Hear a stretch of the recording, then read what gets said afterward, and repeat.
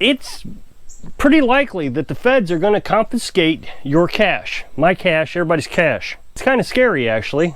I mean, I've heard people in the comment section tell me, I only keep cash. I only keep a little bit on a debit card or, you know, whatever.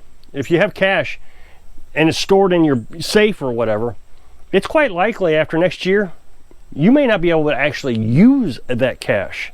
And I'm going to explain all this a little bit more detail, the best I understand it.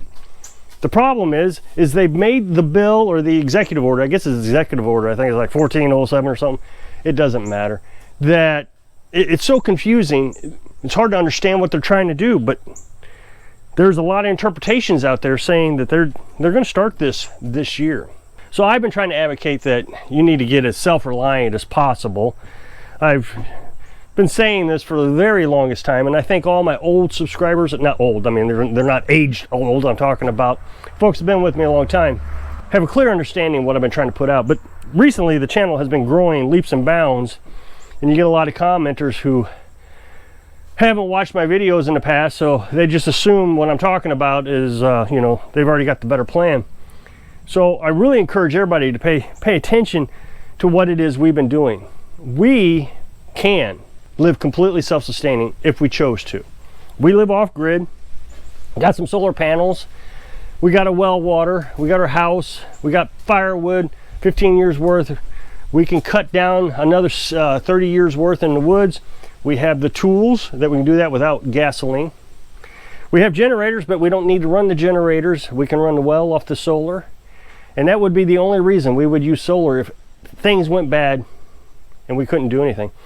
But governments are talking about doing all kinds of crazy things. Lockdowns because of environmental changes. They want to do lockdowns to get everybody back in their homes like they did during the pandemic. Apparently the emissions were much less during the pandemic, so it's just a good idea to lock everybody down again. And so there's governments in the world actually planning on doing this. And I think a lot of people in the comment section agree with me that something is going to happen, and we call it SHTF, you know, stuff hits the fan.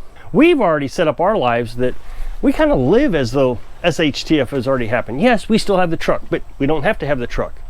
We can feed the chickens with the stuff that we already have on the property. We've already demonstrated that. We can grow sunflower seeds, give the chickens all the protein they need. They can eat all the weeds around here for the rest of their food.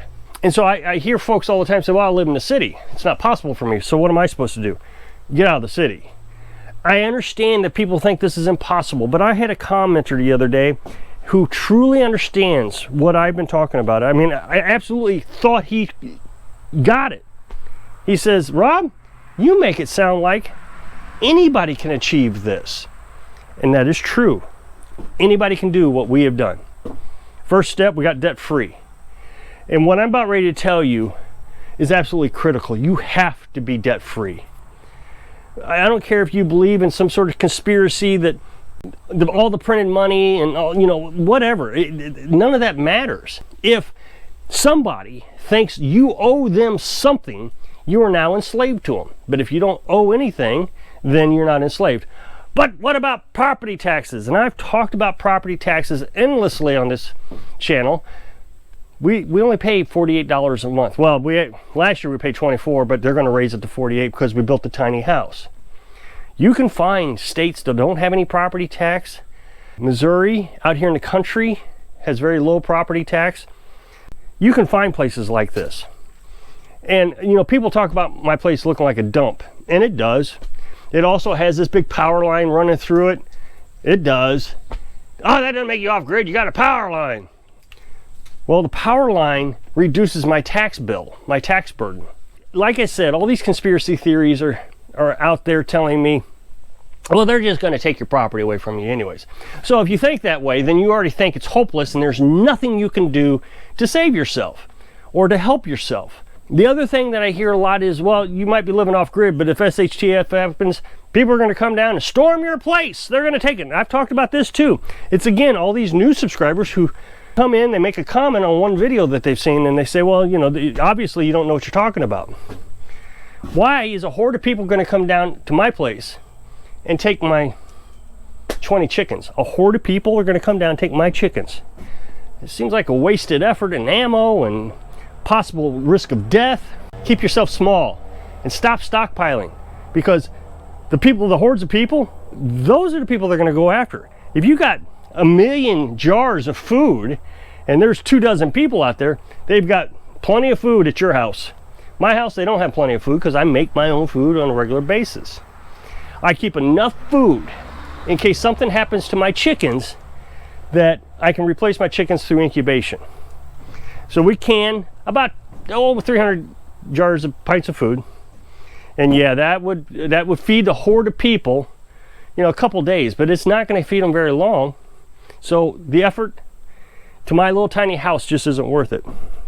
So you got to think smart. You got to think realistically. Secondly, I made a community post a while back. I live about 200 miles from the cities. And I said, would you walk 200 miles for food? My food. And overwhelmingly, like 90% of the people said, no, I wouldn't walk that far. So there, I mean, it would be a waste of energy to come this way. So those who think that the hordes of people are coming, if you are part of that horde, you're not coming. So what horde is coming? If it's, obviously, it's either you or me. My theory is I'm not going to be part of the horde. Then other people say you got to be part of the community. Well, I think being part of the community is actually pretty dangerous. Having a community of people help you protect your stuff, and you help protect their stuff. But we live in a society of community now, and the community is falling apart. We've hired a leader, and he's supposed to keep us in line, and we're all supposed to get along, but it's not working out that way. The cities are just a mess. Everybody's shooting everybody, stealing things. People are going to cars, just taking your stuff. So when you have your community, although a bit smaller than the community we have now, they're going to come and get your stuff. When they start getting hungry, or they feel like they're threatened somehow, or they're going to get kicked out, they're coming after you. People conspiring against you, groups of people. So no, I think community is a really bad idea. It's actually, in my opinion, more dangerous than me trying to go at this alone. Now, the only problem is I've tested everything that we've done except my security. I feel like I have a pretty strong security system, and if one person out of that horde of people actually try to cross my property, I feel like that one person is going to get caught in my security system, and the rest of them is going to be like, whoa, wait a minute, no, I'm not going to do that. I don't, how did that happen? And so that's another thing about living in a community. If somebody decides they want to stab you in the back, they know what you have. They know your security systems and how you protect it. Nobody knows how I protect mine. There are folks out there who has this romantic idea that it's going to be Mad Max. And you're going to be the Mel Gibson. And you're going to take out the people. And you're going to have this gang of people. And they're all going to work for you. It's not going to be that way. They're going to turn against you. It's all going to be for themselves. As you know, this executive order has been written. And apparently the federal government is going to implement this year, at least on a trial basis or test basis, digital currency. And it's going to be ran by the government. Now, I'm not sure if it's going to be ran by the feds, the IRS, who's going to run it. Maybe that's why they just hired 87,000 new people at the IRS. Maybe they're going to run it. Who knows? And so they're going to take your money out of your bank and they're going to convert it into digital currency. The federal government's going to hold it. So you will not be able to make any cash transactions. It will all be digital. So it really won't be a big difference if you already use debit cards, except the government's going to run it, and now they're going to charge you for your purchases. So it's going to be like a penny a piece for each purchase, and a $25 deposit fee. So when you make a deposit, it's going to be $25. So it's a hidden tax. And just like all hidden taxes, they're going to raise it administration after administration. And you know, get a new president, they need more money. Let's raise it to 10 cents. So now it's 10 cents per purchase. Then they're going to try to keep you from buying things they want you to buy. So if you want to go buy gasoline, they say, oh no, you can't buy gasoline. You have to go buy an electric car. They'll just say, no, you can't buy gasoline with your allotment of your money. They're going to allot how much money you have. So then a lot of people say, what about gold? Let's buy gold. And okay, go buy gold, but who's going to take it? You're not going to go to Walmart and you're going to say, here's my gold. They're going to say, so good for you. The only way to actually make this work is become self-reliant as much as possible. And go back in my old videos and watch how we got water, how we do chickens. Go back and check how we raise gardens. Of course, we're meat eaters, so we don't have a big garden anymore. Check out how we do our laundry, how we heat our house. But the one thing you need to check is how we can our food. We can our chickens. We also take the eggs. We produce enough eggs that we can eat eggs twice a day. In my mind, again, I'm a carnivore. I'm not a vegetarian. I've never been healthier in my life. I don't want to get in diet in this video, but I've never been healthier in my life. So I'm going to continue to eat a carnivore diet. It's easy to grow, a lot easier than gardens. Gardens just take too much space. Chickens don't. I can raise a minimal amount of sunflower seeds for the chickens, give them a handful a day. They're satisfied with the protein, and then they can just eat whatever else they want to eat.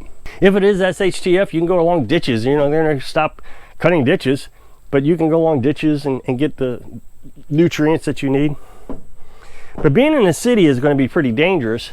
It's already dangerous. SHTF has already happened in the cities. Some of the most violent things are happening in the cities. Chicago and Washington, D.C., well, all over the place. I don't need to name them all. And then we hear that, like in California, they ban private wells. So you have to pay the government to use your own well. You have to put a meter on it. It tells you how much water you're using. So what I would suggest is do exactly what we did. I know people say, oh, you can't find property like you got. You can find property. First of all, downsize your life. I keep saying that in this video. Downsize your life. You're not going to find 10 acres. You're not going to find 20 acres cheap. So stop looking for it. You don't need that much property. You need enough to get out of the city, put yourself a little tiny house like we have, be able to get some solar panels if you want solar panels, and enough room to get some chickens. So we have 1.5 acres. That's all you need. And it's enough to sustain us with all the firewood we need, all the eggs that we need, enough sunflower seeds for the chickens, and we can live self-sustaining. We've done it. The last pandemic, we weren't even in the tiny house. We haven't built it yet. We lived in a camper. All the stuff that we have established now, we didn't have back then. I had to hook up the well. So that was the month the pandemic hit, and they locked us down. And we stayed here a month without anything.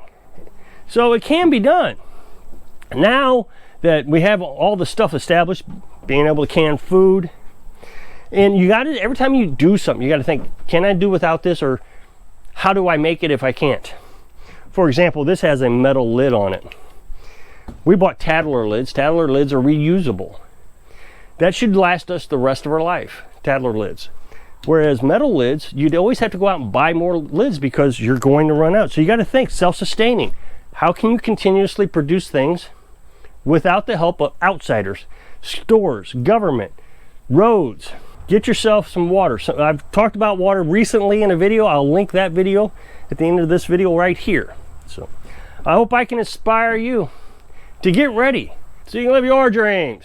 Thanks for watching.